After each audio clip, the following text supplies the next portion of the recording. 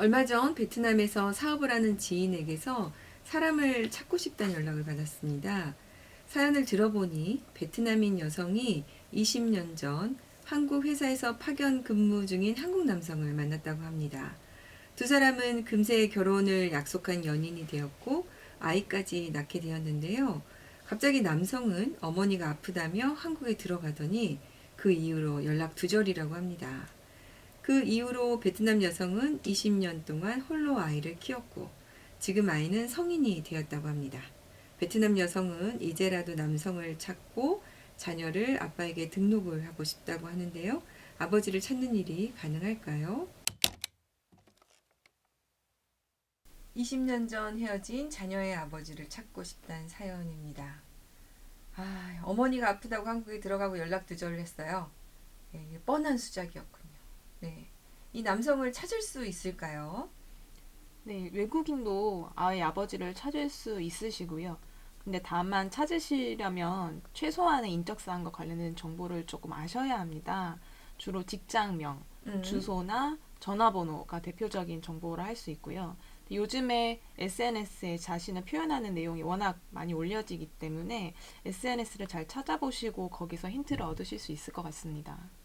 당시에 이제 한국 회사에 근무를 하고 있었다고 하니까 이제 이런 정보들을 좀 하나씩 하나씩 찾아 나가면서 하셔야겠군요. 이게 이제 정보를 하나라도 알고 있으면은 자녀하고 아버지 관계를 법률적으로 인정받는 소송을 진행할 수 있을 것 같은데 어떤 소송을 하면 됩니까? 네, 인지소송을 하시면 됩니다. 인지소송은 부모가 혼인외 출생자를 자신의 자녀로 인지하지 않는 경우에 그 혼인외 출생자를 친생자로 인지해 줄 것을 법원에 청구하는 소송입니다. 네. 인지청구 소송을 이제 하시면 당사자를 특정할 수만 있으면 거의 다 한 셈이나 다름이 없고요. 음, 이제 법원은 당사자를 특정하기 위해 이제 이름, 주민번호를 제출하라고 하는데 이때 알고 계시는 직장 명이나 직장 이름이나 주소, 한국 주소나 전화번호 중에 하나만 아셔도 소를 제기해 보셔서 하나씩 하나씩 알고 있는 정보를 토대로 관련 기관에 사실조회를 해서 정보를 확보하시면 될 것 같습니다. 네.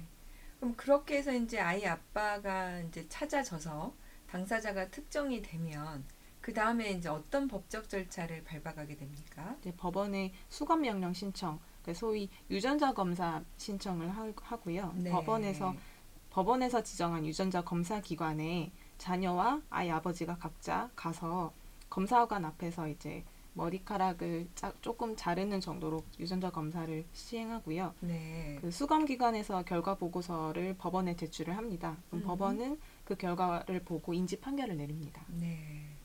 이제 그렇게 되면은 자녀로 이제 되는 건데 이 경우에 그동안 받지 못한 과거의 양육비를 모두 한꺼번에 받을 수 있을까요? 네, 당연히 받을 수 있습니다.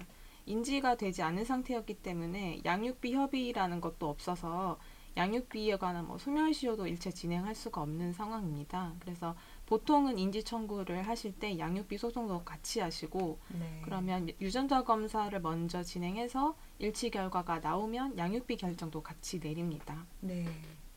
이게 이제 사실 제일 걱정하는 부분이 유전자 검사에 대해서 이제 그 상대방이 동의를 안 하는 경우에 이걸 어떻게 할까 하는데요.